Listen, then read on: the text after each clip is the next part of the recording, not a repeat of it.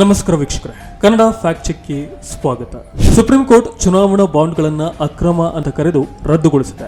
ಅಲ್ಲದೆ 2019ರಿಂದ 2024ರವರೆಗೆ ಖರೀದಿಯಾಗಿರುವ ಬಾಂಡ್ಗಳ ವಿವರ ಮತ್ತು ಅವುಗಳನ್ನು ನಗದಾಗಿ ಮಾಡಿಕೊಂಡ ರಾಜಕೀಯ ಪಕ್ಷಗಳ ವಿವರವನ್ನ ಬಹಿರಂಗಪಡಿಸುವಂತೆ ಎಸ್ಬಿಐಗೆ ತಾಕೀತು ಮಾಡಿತ್ತು.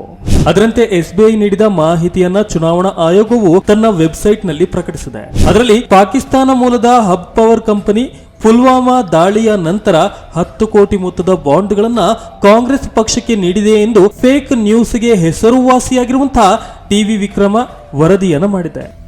ಫೆಬ್ರವರಿ 2019ರಲ್ಲಿ ಪುಲ್ವಾಮಾ ದಾಳಿ ನಡೆಯುತ್ತೆ. ಅದೇ ಟೈಮಲ್ಲಿ ಪಾಕಿಸ್ತಾನದ ಪವರ್ ಕಂಪನಿಯೊಂದು ಎಲೆಕ್ಟೋರಲ್ ಬಾಂಡ್ ಮೂಲಕ ಒಂದು ಪಕ್ಷಕ್ಕೆ ಹಣವನ್ನ ದೇಣಿಗೆ ನೀಡುತ್ತೆ. ಆ ಕಂಪನಿಯ ಹೆಸರು ಹಬ್ ಪವರ್ ಕಂಪನಿ ಅಂಡ್ ದೇಣಿಗೆ ಪಡೆದಂತಹ ಪಕ್ಷದ ಹೆಸರು ಕಾಂಗ್ರೆಸ್. ಇನ್ನು ಕೆಲವರು ಬಿಜೆಪಿ ಪಕ್ಷ ಈ ಹಣ ಪಡೆದಿದೆ ಎಂದು ಸಾಮಾಜಿಕ ಜಾಲತಾಣದಲ್ಲಿ ಪೋಸ್ಟ್ ಮಾಡಿದ್ದಾರೆ. ಹಾಗಿದ್ರೆ ಇದು ನಿಜವೇ ಅಂತ ಪರಿಶೀಲಿಸೋಣ. ಈ ಕುರಿತು ಹುಡುಕಿದಾಗ ಹಬ್ ಪವರ್ ಕಂಪನಿಯು ಜಿಎಸ್ಟಿ ಪೋರ್ಟಲ್ನಲ್ಲಿ ನೋಂದಾಯಿಸಲ್ಪಟ್ಟಿರುವುದು ಕಂಡುಬಂತೆ.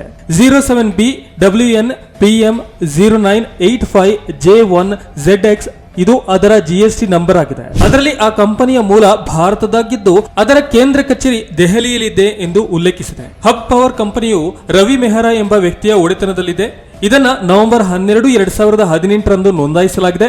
ಇದರ ಪ್ರಮುಖ ವ್ಯಾಪಾರ ಸ್ಥಳವು ನವದೆಹಲಿಯ ಗೀತಾ ಕಾಲೋನಿಯಲ್ಲಿರುವಂತಹ ವಿಳಾಸವಾಗಿದೆ. ಇನ್ನು ಪಾಕಿಸ್ತಾನದಲ್ಲಿಯೂ ಸಹ ಇದೇ ಹೆಸರಿನ ಕಂಪನಿ ಹೊಂದಿದೆ. ಆದರೆ ಭಾರತದಲ್ಲಿ ಈ ವಿವಾದ ಭುಗಿಲೆದ್ದ ನಂತರ ಅದು ನಾವು ಈ ವಿಷಯದಲ್ಲಿ ಹೆಸರಿಸಲಾದಂತಹ ಕಂಪನಿ ಅಥವಾ ಭಾರತದ ಮೂಲದ ಯಾವುದೇ ಇತರ ಕಂಪನಿಯೊಂದಿಗೆ ಸಂಬಂಧ ಹೊಂದಿಲ್ಲ ಎಂದು ಸ್ಪಷ್ಟವಾಗಿ ಹೇಳಿದೆ. ಚುನಾವಣಾ ಬಾಂಡ್ ಕುರಿತು HUBCನೊಂದಿಗೆ ಯಾವುದೇ ರೀತಿಯಾದಂತಹ ಸಂಬಂಧವನ್ನ ಹೊಂದಿಲ್ಲ ಎಂದು ಟ್ವೀಟ್ ಮಾಡಿದೆ. ಈ ಎಲ್ಲ ಸಾಕ್ಷಿಗಳ ಆಧಾರದಲ್ಲಿ ಹಬ್ ಪವರ್ ಕಂಪನಿಗೂ ಪಾಕಿಸ್ತಾನಕ್ಕೂ ಯಾವುದೇ ರೀತಿಯ ಸಂಬಂಧ ಇಲ್ಲ ಎನ್ನುವುದು ಸ್ಪಷ್ಟವಾಗಿದೆ. ಇನ್ನು ಈ ಕಂಪನಿ ಕಾಂಗ್ರೆಸ್ ಪಕ್ಷಕ್ಕೆ ದೇಣಿಗೆ ನೀಡಿದೆ ಎಂಬುದನ್ನು ಸಹ ಇನ್ನೂ SBI ಮತ್ತು ಚುನಾವಣಾ ಆಯೋಗವು ಸ್ಪಷ್ಟಪಡಿಸಿಲ್ಲ. ನಿಯಮಗಳ ಪ್ರಕಾರ ಚುನಾವಣಾ ಬಾಂಡ್ಗಳು ಕೇವಲ 15 ದಿನಗಳ ಜೀವಿತಾವಧಿಯನ್ನ ಹೊಂದಿರುತ್ತವೆ.